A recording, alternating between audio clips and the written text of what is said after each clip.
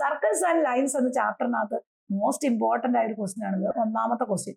In the picture the line from the centre of A circle cut A code in two parts. അതായത് ഒരു പിക്ചറിൽ നമുക്ക് തന്നിട്ടുണ്ട് എന്താണ്, ഈ സർക്കിളിന്റെ സെന്റർ എന്ന് പറഞ്ഞ O ആണ്. ഈ O എന്ന് പറയുന്ന പോയിന്റ്, പി എന്ന് പറഞ്ഞ പോയിന്റ്, ഇവിടെ നിങ്ങളുള്ള ഡിസ്റ്റൻസ് പി ആണ് എടുത്തു കഴിഞ്ഞാൽ ഈ ഒരു ലൈൻ എന്ന് പറയുന്നത് ഈ കോഡിനെ രണ്ടായിട്ട് കട്ട് ചെയ്ത് മാറ്റും. In the picture the line from the centre of A circle. അതായത് ഒരു പിക്ചറിനകത്ത് ലൈൻ സെന്റർ തന്നിട്ട് അതിന് O എന്ന് കൊടുത്തു. Then circle cut A code in two parts. ഈ ലൈൻ എന്താണ്, ഈ കോഡിനെ രണ്ട് പാർട്സ് ആയിട്ട് കട്ട് ചെയ്യും.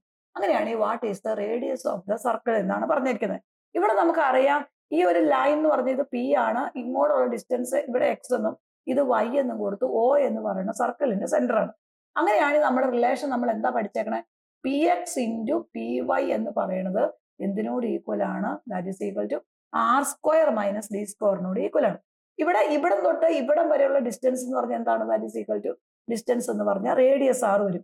ഇവിടം തൊട്ട് ഇവിടം വരെയുള്ള ഡിസ്റ്റൻസ് ആണ് നമുക്ക് ഡി എന്ന് പറഞ്ഞത്. അങ്ങനെയാണെങ്കിൽ നമുക്ക് ഇതിന്റെ റിലേഷൻ എന്ന് പറഞ്ഞാൽ എന്താ, ആ സർക്കിളിനകത്താണെങ്കിൽ R square minus D square ആയിരിക്കും ഈ കോഡിനെ കട്ട് ചെയ്യുന്ന ലൈൻ കട്ട് ചെയ്യുന്ന പോയിന്റുകൾ തമ്മിലുള്ള പ്രോഡക്റ്റ്, ഡിസ്റ്റൻസുകൾ തമ്മിലുള്ള പ്രോഡക്റ്റ് എന്ന് പറയുന്നത്. ഇത് നമുക്ക് ഈ തന്നേക്കണ കാര്യങ്ങളൊക്കെ ഒന്ന് എഴുതി വെക്കാം. ഇവിടെ നോക്കിയ പി എക്സ് എന്ന് പറഞ്ഞ എത്രയും നമുക്ക് തന്നിട്ടുണ്ട്, P X equal to 3 centimetre തന്നിട്ടുണ്ട്. ദെൻ അടുത്ത പി വൈ എന്ന് പറയുന്നത് that is equal to 1 centimetre തന്നിട്ടുണ്ട്. ഇനി അടുത്ത് നോക്കിക്കേ, ഈ പി ഒ എന്ന് പറയുന്നത് നമുക്ക് that is equal to D ആണ്, ഡിസ്റ്റൻസ് ഡി ആണ്. അത് നമുക്ക് 2 സെന്റിമീറ്റർ തന്നിട്ടുണ്ട്.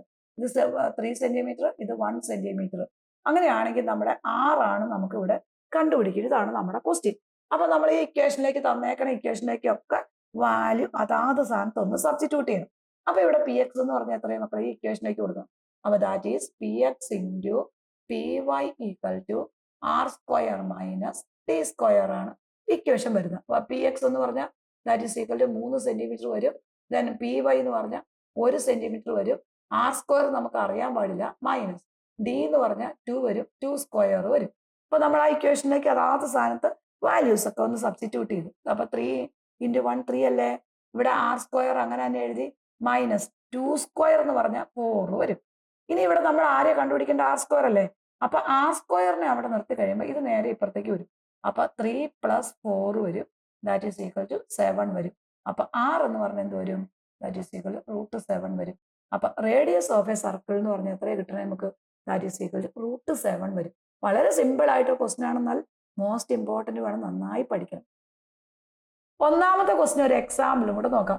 ഈ ഒരു ലൈൻ എന്ന് പറയുന്നത് ഈ കോഡിനെ രണ്ടായിട്ട് രണ്ട് പാർട്സ് ആയിട്ട് കട്ട് ചെയ്യുന്നുണ്ട്. അങ്ങനെയാണെങ്കിൽ ഈ ഡിസ്റ്റൻസ് നമുക്ക് തന്നിട്ടുണ്ട്, ഇങ്ങോട്ടുള്ള ഡിസ്റ്റൻസ് തന്നിട്ടുണ്ട്, ഇത് ഈ ഡിസ്റ്റൻസ് സെന്ററിൽ നിന്ന് പി എന്ന പോയിന്റിലേക്കുള്ള ഡിസ്റ്റൻസ് തന്നിട്ടുണ്ട്.